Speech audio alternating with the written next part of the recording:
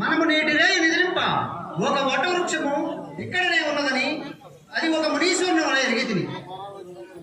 నాదా అట్లనే నా వట వృక్షం ఎంత అదిగో చూడుము, వాడిన పండుటాకులు ఇలపై తలనాలుడి రాలుచుండే వాజడియా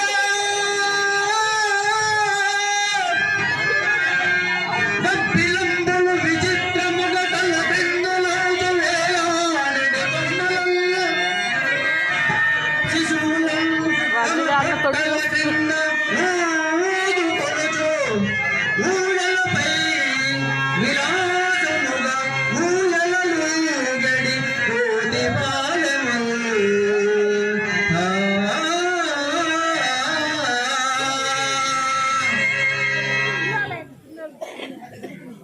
నక్షత్రగా ఈ వడరాజు పొదను నీడచే పూతకోటిని చక్కగా భోజించుతున్నది కదా. ఏమై రాజా, నన్ను ఈ పోతరాశ్రమ స్థలముకు తీసుకుని వచ్చిదివా ఏమి? కాదు కాదు, నివాస యోగ్యమైన చోటుకే తీసుకొచ్చితిని. దేవి, శయన యోగ్యములుగా ఇచ్చట నిలవలను బాగు చేసుకున్నటే మంచిది. చీకటి అప్పుడే కనుమూసుకొని వచ్చుచున్నది.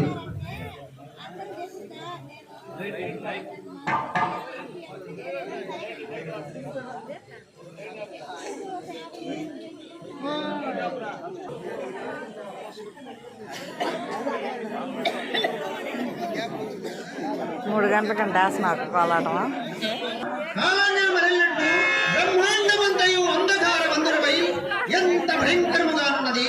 మార్గమయాసముచే గాఢ నిద్రలో ఉన్న వీరికి ఏ ఇక్కట్లు రాకుండా కాపాడవలను కదా.